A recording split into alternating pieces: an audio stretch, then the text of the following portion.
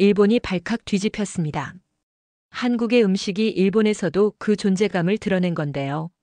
자발적으로 한식을 좋아하는 건 일본 음식에 대한 자부심이 대단한 일본인치고는 유례없는 일입니다.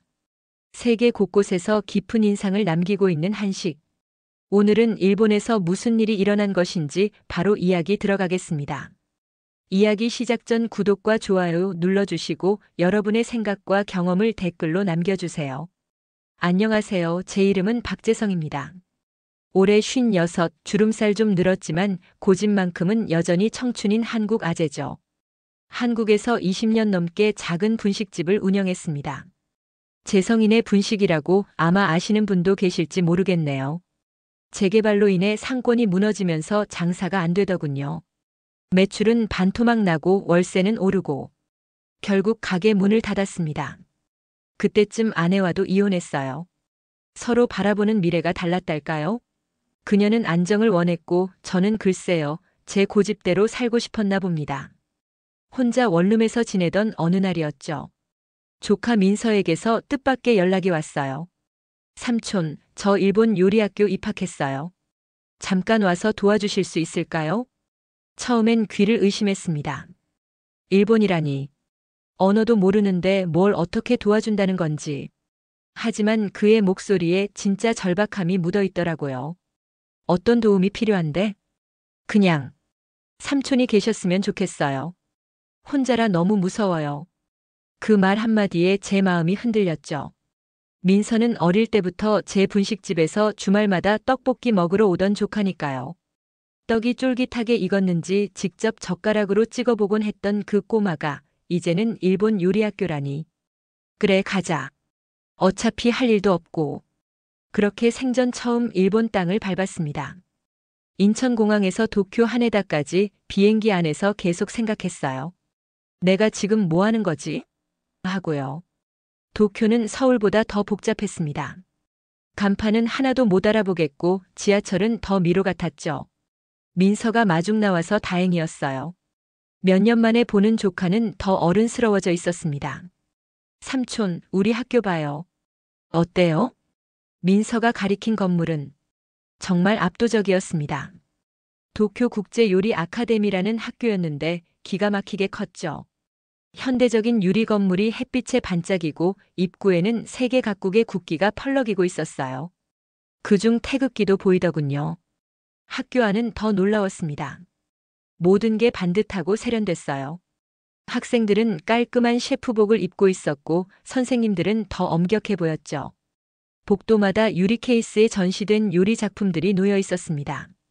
솔직히 제 분식집과는 차원이 달랐어요. 민서야, 여기서 뭘 배우는 거니? 국제요리요. 프랑스, 이탈리아, 일본 전통요리. 다양하게요. 그때였어요.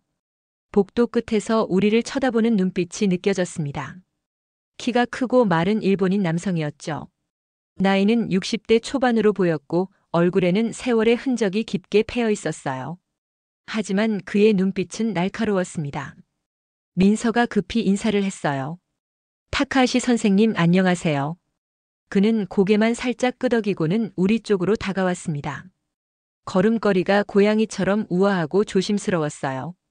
셰프복은 다른 선생님들보다 더 깔끔했고 손은 마치 외과 의사처럼 섬세해 보였습니다. 민서 씨, 이분은? 민서가 일본어로 뭐라고 대답했는데 저는 한마디도 알아들을 수 없었죠. 다만 그 타카하시라는 사람의 표정이 더 굳어지는 걸 봤어요. 그의 눈썹이 살짝 올라가며 의구심이 가득한 표정이었습니다. 삼촌, 이분이 제 멘토 교수님이세요. 타카하시 슈이치 선생님. 일본 전통 요리계에 살아있는 전설이시래요. 그의 시선이 저를 위아래로 훑었습니다. 뭔가 평가하는 듯한, 아니 오히려 값을 매기는 듯한 차가운 눈빛이었어요. 마치 시장에서 생선을 고르듯 저를 살피는 모습에 순간 등골이 서늘해졌습니다. 타카하시는 짧게 뭐라 말하고는 돌아섰어요. 그의 뒷모습에서 거절의 기운이 느껴졌습니다. 뭐래? 제가 물었죠. 민서의 표정이 어두워졌습니다. 외부인은 수업 공간에 들어올 수 없다고 하셨어요. 그 순간부터 제 마음속에 뭔가 불이 붙었어요. 제가 왜 여기까지 왔는데 이런 취급을 받아야 하나 싶었죠. 하지만 민서를 위해 참았습니다. 아직은 상황을 지켜봐야 했으니까요. 그날 저녁 민서의 작은 아파트에서 컵라면을 먹으며 이야기를 나눴습니다. 민서가 학교 이야기를 해줬어요. 타카하시는 일본에서도 손꼽히는 전통 요리사라고 합니다. 그의 평가 하나로 학생들의 진로가 결정된다고 하더군요. 걱정 마, 삼촌이 있잖아. 그렇게 말했지만 사실 제 마음은 복잡했습니다. 언어도 통하지 않고 요리 실력도 분식집 수준인 제가 뭘 도와줄 수 있을까요? 하지만 한 가지는 확실했어요. 제 고집만큼은 타카하시에게 지지 않을 거라는 것. 창밖으로 보이는 도쿄의 밤은 낯설었습니다. 하지만 이상하게도 오랜만에 가슴이 무언가에 불이 붙는 느낌이었습니다. 도쿄에 온 지 일주일째 민서의 얼굴이 점점 어두워지는 게 느껴졌습니다. 처음엔 그냥 피곤한가 싶었는데 아침마다 주먹밥만 꾸역꾸역 먹고 학교로 향하는 모습이 안쓰러웠어요. 민서야, 무슨 일 있니? 제가 물었죠. 민서는 한참을 망설이다 입을 열었습니다. 삼촌, 첫 과제가 너무 어려워요. 알고 보니 입학 후 첫 평가 과제가 전통과 현대의 만남이라는 주제로 퓨전 요리를 만드는 거였어요. 각자 자기 나라의 요리를 베이스로 일본 요리와 접목하는 과제라고 합니다. 그게 뭐가 그렇게 어려워? 한국 음식에 일본 재료 좀 넣으면 되는 거 아니야? 민서가 한숨을 내쉬었습니다. 타카하시 교수님이 심사위원장이에요. 너무 까다로우시죠? 벌써 3번이나 깊이가 없다고 예비평가에서 탈락했어요. 그 순간 민서의 눈에 눈물이 그렁그렁 맺혔어요. 어린 시절 분식집에서 떡볶이 먹다가 매워서 울던 모습이 겹쳐 보였습니다. 그때는 얼음물 한 잔이면 해결됐는데 지금은 그렇게 간단하지 않더군요. 그래서 어떤 요리를 준비했는데 비빔밥 베이스에 일본식 고명을 올리고 간장 소스를 뿌려봤는데 교수님이 그냥 지나가셨어요. 김치전에 다시마를 넣어봤는데 맛보지도 않으셨고요. 민서의 어깨가 축 처진 모습에 제 가슴이 아팠습니다. 이 아이가 얼마나 열심히 준비했을지 눈에 선했어요. 민서가 어릴 때부터 요리를 좋아했다는 건 알았지만 이렇게 진로로 선택할 정도로 진지했다는 건 몰랐죠. 삼촌. 민서가 망설이며 말했습니다. 불고기 소스라도 좀 만들어 주실 수 있어요? 삼촌 불고기는 정말 맛있었거든요. 그 말에 제 가슴이 따뜻해졌어요. 20년 넘게 장사하면서 별소리 다 들었지만 제 요리를 기억해주는 사람이 있다는 게 이렇게 기쁠 줄 몰랐습니다. 그래, 한번 해보자. 다음 날 아침 일찍 일어나 시장으로 향했어요. 일본 시장은 낯설었지만 재료는 똑같더군요. 소고기, 배, 양파, 대파, 마늘. 간장과 설탕은 조금 달랐지만 적당히 맞춰보기로 했습니다. 민서의 작은 주방에서 양념을 만들기 시작했어요. 손이 기억하고 있더군요. 배를 강판에 갈고 양파를 곱게 다지고 마늘을 으깨고 20년 동안 수천 번은 했을 동작들이었죠.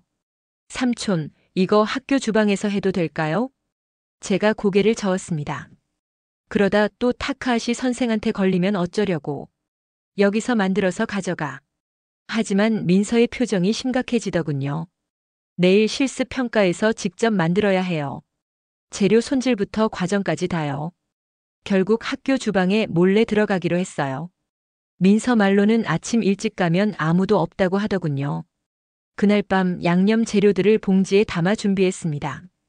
다음 날 새벽 5시 아직 어두운 도쿄 거리를 걸어 학교로 향했어요. 정문은 잠겨 있었지만 민서가 학생증으로 열 수 있는 후문이 있다고 했죠. 학교는 조용했습니다. 민서를 따라 3층 실습실로 올라갔어요. 넓은 주방에 조리대가 줄지어 있었고 벽면에는 온갖 도구들이 걸려 있었습니다. 분식집 주방과는 비교도 안 되는 시설이었죠. 자, 어서 시작하자. 제 손이 먼저 움직였어요. 양념을 섞고 고기를 손질하고 파를 송송 썰었습니다. 민서는 옆에서 하나하나 메모하며 과정을 지켜봤어요. 소스 비율이 중요해. 너무 달면 깊이가 없고 너무 짜면 맛이 강해. 균형이 핵심이야. 고기를 양념에 재우고 한국에서 가져온 참기름을 몇 방울 떨어뜨렸습니다. 그 순간 익숙한 향이 주방에 퍼졌어요. 고향 냄새였죠. 이건 그냥 먹어봐. 내가 10년 넘게 팔던 맛이야. 민서에게 한 조각을 맛보게 했습니다. 민서의 눈이 커졌어요. 삼촌, 이거 진짜 맛있어요. 교수님들도 좋아하실 것 같아. 그때였습니다. 실습실 문이 살짝 열리는 소리가 들렸어요. 냄새가 복도까지 퍼졌나 봅니다. 저희는 얼어붙었죠. 천천히 고개를 돌려보니 교수로 보이는 중년 여성이 서 있었어요. 타카하시는 아니었지만 그녀의 표정은 놀란 듯 했습니다. 일본어로 뭐라고 물었어요.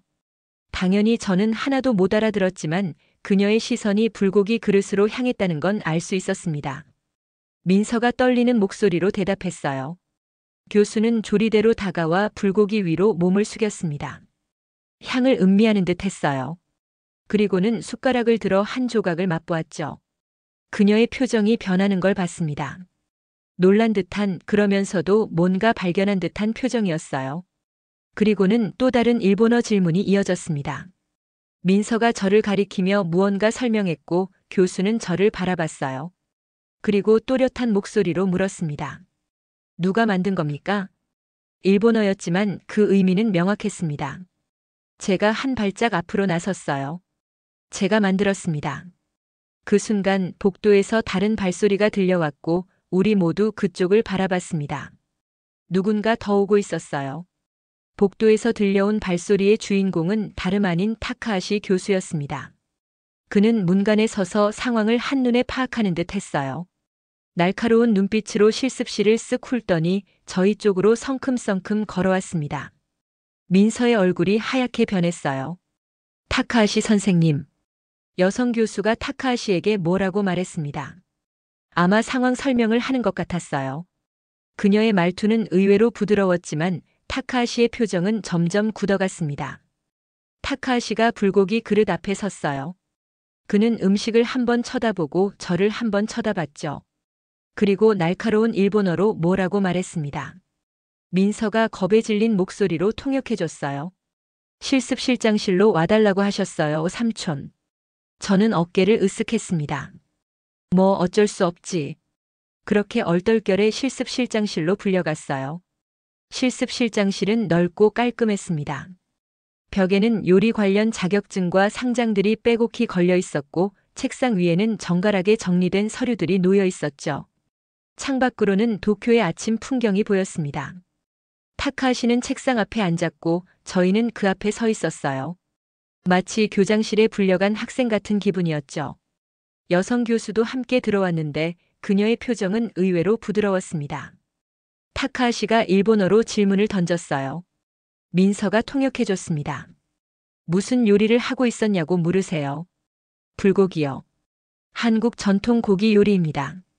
민서가 제 말을 일본어로 전했고 타카하시는 턱을 살짝 쓸었어요. 그의 눈빛이 차갑게 빛났습니다. 학교 규정을 알고 있느냐고 하셨어요. 제가 고개를 절레절레 흔들었습니다. 모릅니다. 처음 와봐서요. 타카하시의 목소리가 더 날카로워졌어요. 민서의 얼굴이 점점 하얘지는 걸 보니 좋은 말은 아닌 것 같았습니다. 당신은 조리 자격도 없는 외부인입니다. 이 실습실은 허가 없이 사용이 불가능합니다. 그 말을 들으니 갑자기 억울한 마음이 올라왔어요. 분식집을 20년 넘게 했는데 자격이 없다니요? 물론 공식 자격증은 없지만 경험만큼 중요한 게 어디 있겠습니까? 그냥 조카밥 해줬을 뿐인데. 제 말을 들은 타카하시의 눈썹이 위로 올라갔습니다. 그는 턱을 조금 들어올리며 날카로운 눈빛으로 저를 바라봤어요. 이건 음식이 아니라 룰 위반입니다. 그의 말은 차갑고 단호했죠. 마치 얼음 조각처럼 공기 중에 떨어졌습니다. 옆에 있던 여성 교수가 뭔가 말했지만 타카하시는 손을 들어 그녀를 제지했어요. 저는 속에서 불이 치밀어 올랐지만 민서를 위해 참았습니다. 민서의 표정이 너무 안쓰러워 보였거든요. 그래도 제 성격이 원래 꼬장꼬장한 편이라 완전히 참지는 못했어요. 룰이 음식보다 중요합니까? 민서가 놀란 표정으로 저를 쳐다봤지만 이미 말은 나가고 난 후였죠. 민서가 어쩔 수 없이 통역했고 타카하시의 표정이 더 굳어졌습니다. 이 학교에서는 그렇습니다. 타카하시의 대답은 단호했어요. 그는 천천히 일어나 창가로 걸어갔습니다. 등을 돌린 채 계속 말했어요. 요리는 단순한 맛이 아닙니다. 규율과 전통, 그리고 존중이 필요합니다. 당신은 그것을 무시했습니다. 민서가 통역하는 동안 저는 타카하시의 뒷모습을 관찰했어요. 그는 키가 크고 마른 편이었지만 어깨와 등은 단단해 보였습니다. 아마 수십 년간 칼을 다루며 단련된 몸일 거예요. 하지만 선생님, 제 삼촌은 나쁜 뜻이 아니었어요. 저를 도와주려고 했을 뿐이에요. 민서가 용기를 내어 말했습니다. 그녀의 목소리가 살짝 떨렸어요. 타카하시는 천천히 돌아서서 민서를 바라봤습니다. 그의 표정이 조금 누그러진 것 같았어요. 규칙을 어기는 것은 학생에게도 좋지 않은 교훈입니다. 당신의 첫 평가는 내일입니다. 자신의 실력으로 해내길 바랍니다. 분위기가 조금 가라앉는 듯 했어요. 여성 교수가 다시 뭔가 말했고 타카하시는 잠시 생각하는 듯 했습니다. 그때 제가 입을 열었어요. 교수님, 한 가지만 물어봐도 될까요? 방금 그 불고기 맛은 어떻던가요? 민서가 당황한 표정으로 저를 쳐다봤지만 용감하게 통역해줬습니다. 타카하시의 눈이 살짝 커졌어요. 그는 잠시 침묵했다가 대답했습니다. 맛을 보지 않았습니다. 이번엔 여성 교수가 갑자기 일본어로 뭔가 말했어요. 그녀의 표정이 살짝 흥분된 것 같았습니다. 민서가 놀란 표정으로 통역했어요. 미야자키 교수님이 그러시는데 삼촌 불고기가 정말 맛있었대요. 향신료 배합이 독특하고 깊이가 있었다고. 타카하시의 표정이 미묘하게 변했습니다. 그는 미야자키 교수를 쳐다봤다가 다시 저를 바라봤어요.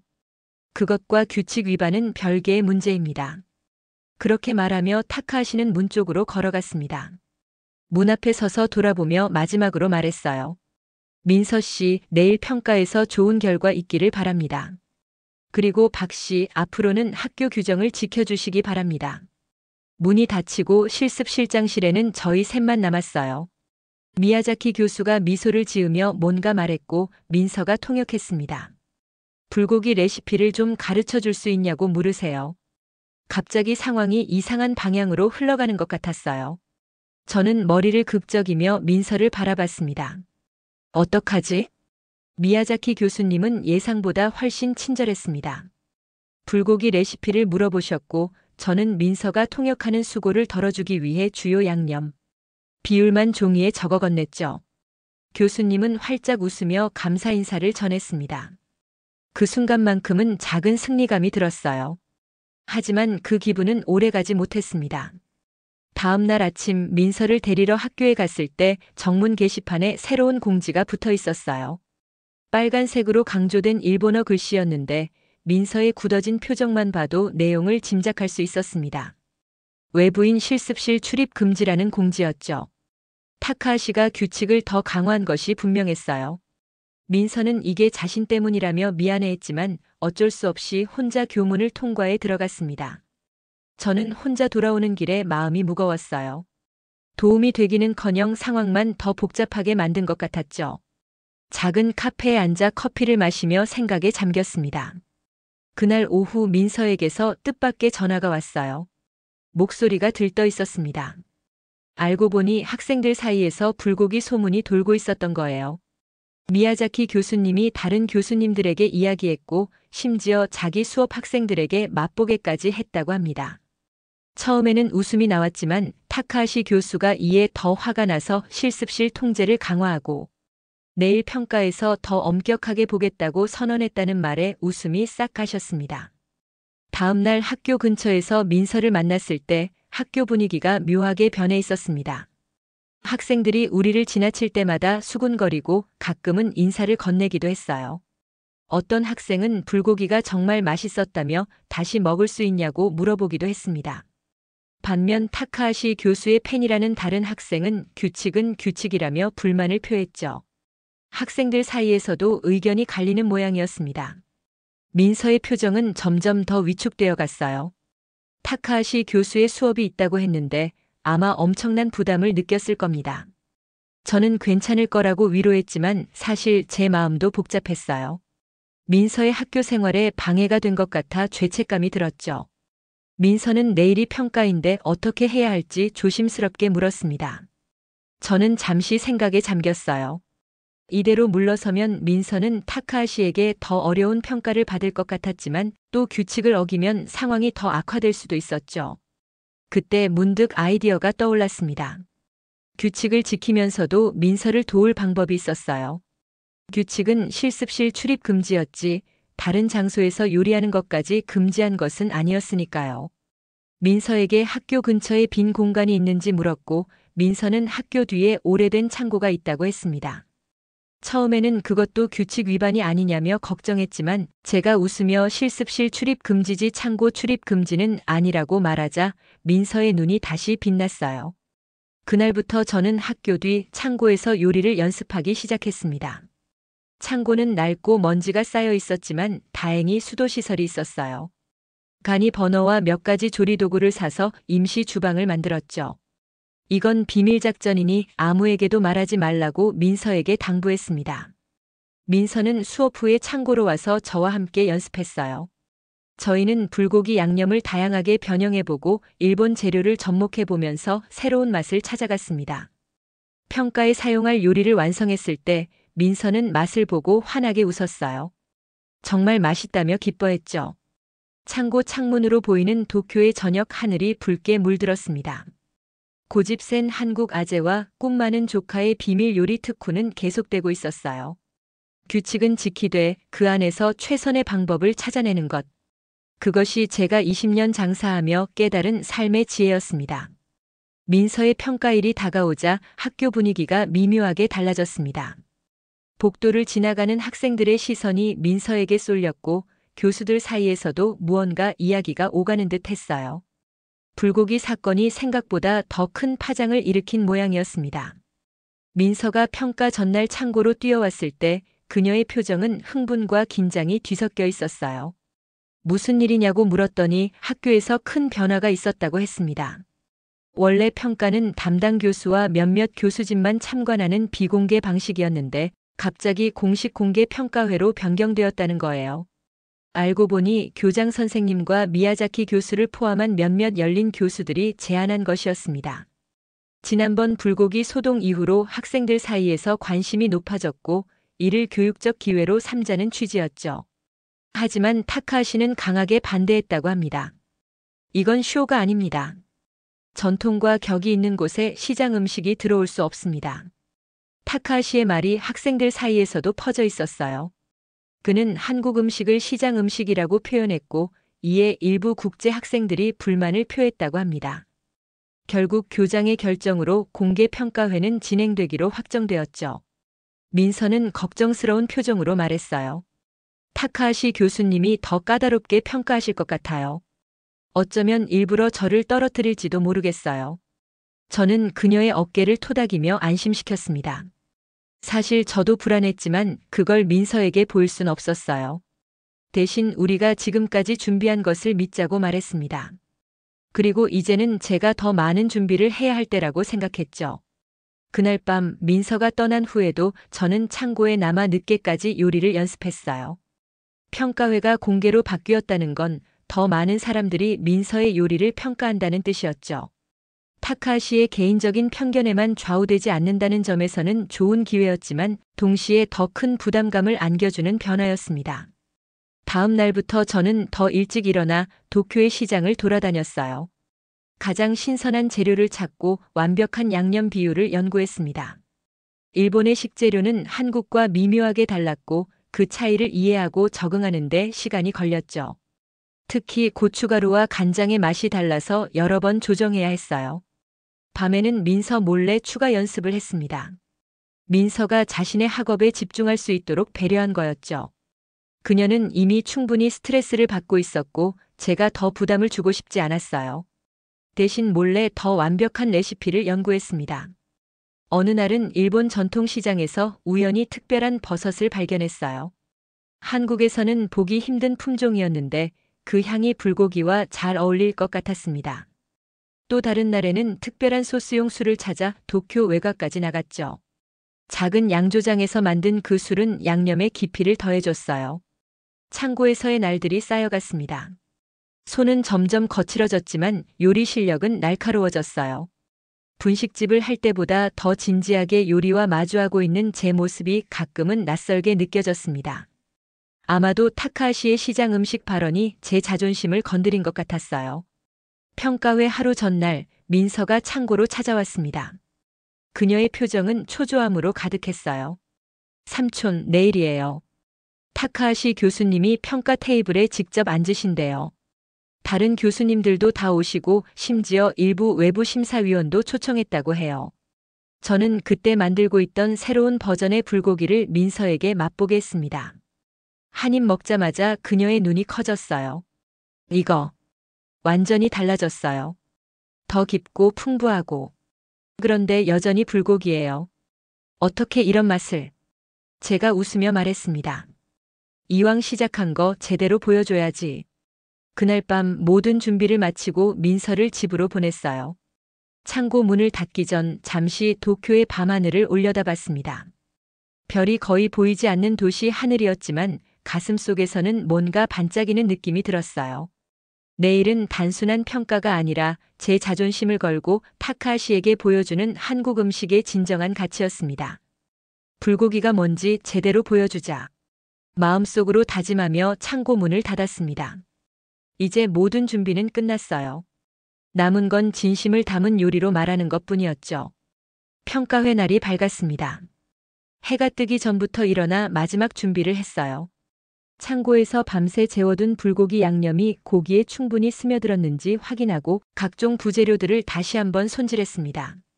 손끝에서 전해지는 긴장감이 온몸으로 퍼져나갔어요. 아침 일찍 민서를 만났을 때 그녀의 얼굴은 창백했습니다. 밤새 잠을 못 잔 듯 했어요. 저는 가능한 한 밝게 웃으며 그녀를 안심시켰습니다. 우리는 함께 학교로 향했고 민서는 저를 학교 뒷문으로 안내해 평가장으로 쓰일 대형 실습실로 들어갔어요. 실습실은 이미 사람들로 북적였습니다. 중앙에는 여러 개의 조리대가 설치되어 있었고 주변으로 심사위원들과 교수진이 앉을 테이블이 준비되어 있었어요. 타카하시는 가장 중앙에 앉아 있었는데 그의 표정은 여전히 차가웠습니다. 민서가 긴장한 목소리로 설명해 주었어요. 총 6명의 학생이 오늘 평가를 받고 각자 30분 안에 요리를 완성해 제출해야 한다고 했습니다. 평가는 맛, 창의성, 기술력, 그리고 퓨전의 조화 4가지 항목으로 이루어진다고 했어요. 저는 준비해온 재료들을 민서의 조리대에 펼쳤습니다.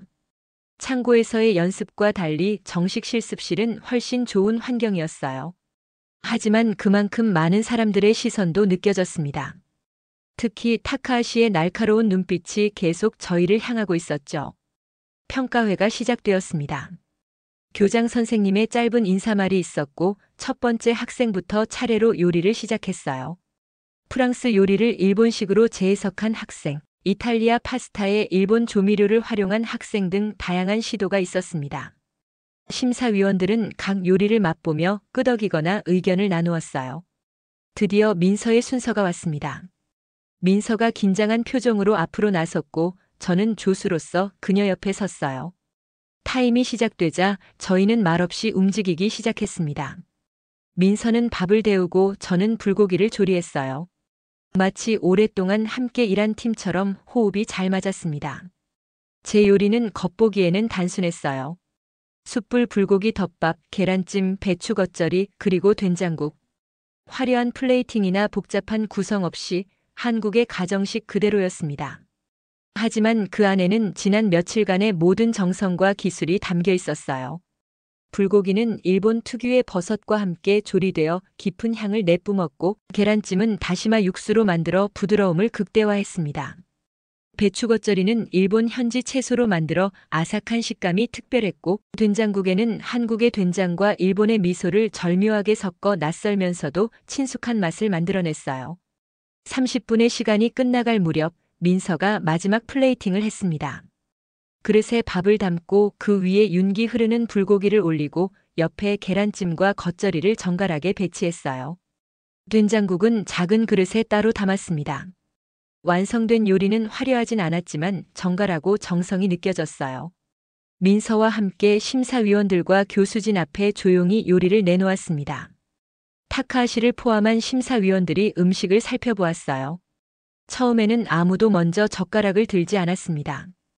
타카하시가 미묘한 표정으로 음식을 응시하고 있었어요. 미야자키 교수가 먼저 용기를 내어 한 숟가락을 떠먹었습니다. 그녀의 눈이 살짝 커졌어요. 이어서 다른 심사위원들도 하나둘 맛보기 시작했습니다. 실습실에 묘한 침묵이 흘렀어요. 다들 한 입, 두 입. 아무 말 없이 음식을 먹어가는 모습이 이상하게 느껴졌습니다. 그때 뒤쪽에 앉아있던 한 여학생이 갑자기 젓가락을 내려놓았어요. 그녀의 눈에 눈물이 고여 있었습니다. 떨리는 목소리로 말했어요. 이건 돌아가신 할머니 밥 냄새가 나요. 왜 이렇게 따뜻하죠? 그 말에 여러 사람들이 그녀를 바라보았습니다. 그녀는 일본인이었지만 한국계 할머니가 있었다고 했어요.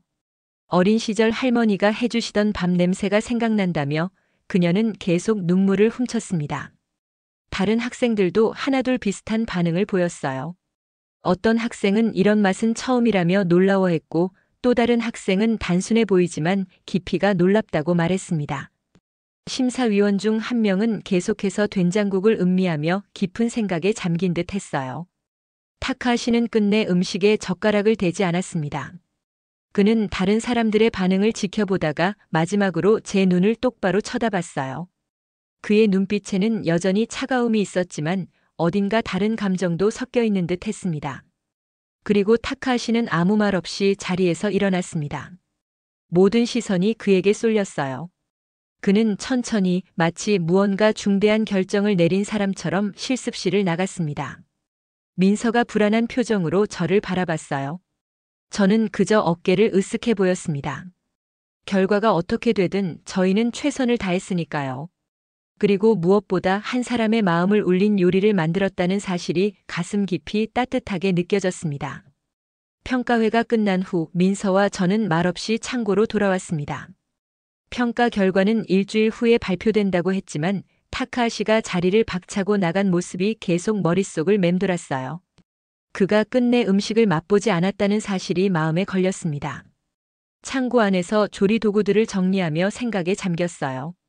모든 준비와 노력이 헛되지 않았기를 바랐습니다. 특히 민서를 위해서요. 그녀는 이번 평가에 모든 것을 걸었으니까요. 민서는 조용히 저를 돕고 있었습니다. 그녀의 표정에서는 불안과 기대가 교차하고 있었어요. 갑자기 그녀의 휴대폰이 울렸습니다. 화면을 확인한 민서의 표정이 긴장으로 굳어졌어요. 미야자키 교수님이에요. 전화를 받은 민서는 주로 듣기만 했습니다. 일본어였기에 저는 내용을 알 수 없었지만 통화가 진행될수록 민서의 표정이 조금씩 밝아지는 것을 느낄 수 있었어요. 마침내 통화가 끝났을 때 민서의 눈에는 기쁨의 빛이 어려 있었습니다. 삼촌, 타카하시 교수님이 저한테 따로 이야기하고 싶대요. 지금 교수실로 오래요. 민서의 말에 저도 긴장이 되었습니다. 우리는 도구를 대충 정리하고 서둘러 학교로 향했어요. 가는 내내 민서는 불안한 듯 손을 비비고 있었습니다. 저는 그녀의 어깨를 토닥이며 괜찮을 거라고 말해주었어요. 타카하시의 교수실은 학교 본관 꼭대기층에 있었습니다. 노크 후 들어간 교수실은 의외로 소박했어요. 책장에는 오래된 요리책들이 빼곡히 꽂혀 있었고 창가에는 작은 허브 화분들이 놓여 있었습니다. 벽에는 도쿄 요리학교의 역사를 보여주는 오래된 사진들이 걸려 있었어요. 타카하시는 창가에 서 있다가 우리를 보고 고개를 숙여 인사했습니다. 그의 표정은 여전히 읽기 어려웠지만 평소의 냉정함은 조금 누그러진 듯 했어요. 그는 우리를 테이블로 안내했고 우리는 조용히 자리에 앉았습니다. 타카하시가 민서에게 길게 이야기했고 민서는 놀란 표정으로 듣고 있었어요. 그가 말을 마치자 민서는 저를 바라보며 떨리는 목소리로 통역해 주었습니다. 삼촌, 타카하시 교수님이 그러셨어요. 삼촌 요리에서 손의 온기를 느꼈다고요. 저는 놀라움을 감출 수 없었습니다. 타카하시는 계속해서 무언가를 설명했고 민서는 계속 통역했어요. 타카하시 교수는 처음에는 한국 음식을 단순히 시장 음식으로 폄하했지만 다른 심사위원들과 학생들의 반응을 보고 생각이 바뀌었다고 합니다. 특히 그 여학생이 할머니를 떠올리며 눈물을 흘린 모습이 그에게 깊은 인상을 남겼다고 해요. 그는 요리실을 떠난 후 자신의 사무실에서 깊이 생각했다고 합니다. 그리고 미야자키 교수가 가져온 불고기를 결국 맛보았대요. 그 순간 자신의 어린 시절, 전쟁 후 어려운 시기에 이웃이었던 한국인 아주머니가 나눠주던 음식 맛이 떠올랐다고 했습니다. 타카하시 교수님이 요리는 기술만이 아니라 사람의 마음과 기억을 담는 그릇이라는 걸 깨달았다고 하세요. 민서의 말에 타카하시는 고개를 끄덕였습니다. 그의 눈빛에는 더 이상 차가움이 없었어요. 대신 깊은 이해와 존중이 담겨 있는 듯 했습니다. 며칠 후 학교 전체에 놀라운 소식이 전해졌습니다. 도쿄 요리학교 최초의 한식 선택 과목 개설. 민서가 학교 게시판에 붙은 공지를 사진으로 찍어 저에게 보여주었어요.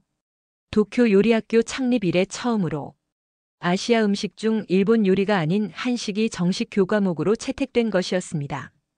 더욱 놀라운 것은 그 과목을 타카하시 교수가 직접 지도한다는 내용이었어요.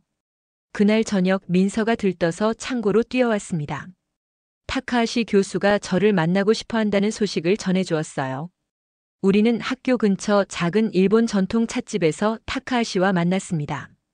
타카하시는 정장을 입고 와 있었고 테이블 위에는 작은 선물 상자가 놓여 있었어요. 그는 저를 보자 자리에서 일어나 공손히 인사했습니다. 민서가 통역을 해주었어요. 박 씨, 나도 처음엔 부정했지만 요리란 게 결국 사람 마음을 담는 거라면 당신은 최고의 셰프입니다. 타카하시의 말에 제 가슴이 뭉클해졌습니다. 그는 선물 상자를 건네며 열어보라고 했어요. 안에는 오래된 듯한 청동 주걱이 있었습니다. 민서의 설명에 따르면 이것은 타카하시의 스승에게 받은 가보로 진정한 요리사에게만 전해주는 것이라고 해요. 타카하시는 차를 마시며 계속 이야기했습니다. 앞으로 한식 과목을 개설하는데 저의 도움이 필요하다고 했어요. 물론 공식적인 자격증은 없지만 진정한 맛과 전통을 가르치는 데는 자격증보단 경험과 정성이 중요하다는 것을 이제 알게 되었다고 합니다. 차 한 잔이 다 마실 무렵 타카하시는 마지막으로 한 가지 부탁을 했습니다. 한국으로 돌아가기 전에 꼭 한번 그의 제자들에게 진짜 한국 요리를 가르쳐 달라고 했어요. 이제 시작입니다, 박 씨. 음식으로 벽을 허무는 시작. 타카하시의 말에 저는 깊이 고개를 숙였습니다. 단순한 불고기 한 그릇이 이렇게 큰 변화를 가져올 줄은 몰랐습니다. 그것도 일본 요리계의 거장인 타카하시의 마음까지 움직일 줄은요. 도쿄에서의 한 달은 제 인생을 바꿔놓았습니다. 일본 요리학교에서 열린 특별 강의는 생각보다 훨씬 성공적이었어요. 처음에는 서툰 통역으로 어색했지만 요리의 언어는 따로 있었죠. 제 손끝에서 만들어지는 불고기와 된장찌개, 비빔밥을 학생들은 열정적으로 배워갔습니다. 타카하시와 저는 묘한 동료가 되었어요. 그는 제게 일본 요리의 정신을 설명해 주었고 저는 한국 음식의 손맛을 그에게 전수했습니다. 서로 다른 언어를 사용했지만 요리를 통해 나누는 대화는 놀라울 정도로 깊었어요. 한국으로 돌아오는 날 타카하시는 공항까지 배웅해 주었습니다. 그는 민서에게 통역을 부탁하며 제게 말했어요. 박 씨, 당신 덕분에 배움의 의미를 다시 생각하게 되었습니다. 언젠가 꼭 한국을 방문하겠습니다. 인천에 도착했을 때 머릿속에는 이미 새로운 계획이 그려지고 있었어요. 재개발로 문을 닫은 분식집 자리는 이미 다른 가게가 들어섰지만 근처에 더 작은 공간을 찾았습니다. 월세가 조금 부담되었지만 용기를 내어 계약했어요. 2달간의 준비 끝에 가게를 열었습니다. 간판에는 이렇게 적혀 있었죠. 도쿄에서 온 불고기 아재. 민서가 지어준 이름인데 처음에는 좀 부끄러웠지만 곧 마음에 들기 시작했어요. 그 이름에는 제 인생의 전환점이 담겨 있었으니까요. 메뉴는 단순했습니다. 불고기, 된장찌개, 계란찜 그리고 도쿄에서 영감을 받은 몇 가지 특별 요리들. 화려한 인테리어 대신 정갈함을 선택했고 비싼 식기 대신 음식의 맛과 정성에 모든 것을 걸었어요. 오픈 첫날 예상보다 많은 손님들이 찾아왔습니다. 민서가 SNS에 소문을 내준 덕분이었죠. 작은 가게는 금세 사람들로 가득 찼고 저는 쉴 새 없이 주방을 오갔어요. 오후가 되자 조금 한가해졌고 잠시 숨을 돌릴 수 있었습니다. 그때였어요. 문이 열리고 낯익은 실루엣이 들어왔습니다. 검은 코트를 입은 일본 중년 남성. 타카하시였어요. 그는 여행 가방을 옆에 두고 조용히 자리에 앉았습니다. 놀라움에 말을 잇지 못하고 있는데 타카하시가 서툰 한국어로 말했어요. 그 국물 아직도 잊히지 않아서요. 그의 발음은 어색했지만 그 말에 담긴 마음은 완벽하게 전해졌습니다. 타카하시는 직접 한국을 방문한 것이었어요. 그것도 제 가게 오픈 첫날에 맞춰서 자리에 앉아 이야기를 나누었습니다. 타카하시는 도쿄 요리학교의 한식 과정이 정식 커리큘럼으로 채택되었다고 알려주었어요. 민서도 이제 그 과정의 조교로 활동하고 있다고 했습니다. 그리고 일본의 유명 요리사들 사이에서도 한식에 대한 관심이 높아지고 있다고 했어요. 저는 타카하시를 위해 특별히 불고기를 준비했습니다. 도쿄에서 함께 연구했던 그 맛 그대로였어요. 타카하시는 천천히 음미하며 고개를 끄덕였습니다. 그의 눈빛에서 인정과 존중을 느낄 수 있었어요. 식사를 마친 후 저는 소주 한 병을 가져왔습니다. 타카하시는 미소를 지으며 잔을 들었어요. 우리는 말없이 첫 잔을 비웠습니다. 가끔은 말보다 침묵이 더 많은 것을 전달하는 법이니까요. 두 번째 잔을 따르며 타카하시가 말했습니다. 박 씨, 이번엔 내가 배운 걸 대접하고 싶습니다. 혹시 사시미 좋아하십니까? 그의 제안에 웃음이 나왔어요. 한국 아재와 일본 셰프가 서로의 요리를 배우고 나누는 모습이라니. 누가 상상이나 했을까요? 가게 창문으로 비치는 저녁 노을이 우리의 잔을 붉게 물들였습니다. 요리를 통해 만난 두 사람 처음에는 대립했지만 이제는 서로를 이해하고 존중하는 친구가 되었어요. 음식의 경계를 넘어 문화의 벽을 허문 우정이 시작된 순간이었습니다. 그날 밤 가게 문을 닫으며 생각했어요. 단순한 불고기 한 그릇이 이렇게 큰 변화를 가져올 줄 누가 알았을까요? 제 인생의 새로운 장이 열렸고 그 시작은 다름 아닌 실패처럼 보였던 순간에서 비롯되었습니다. 도쿄에서 온 불고기 아재는 이제 막 시작입니다.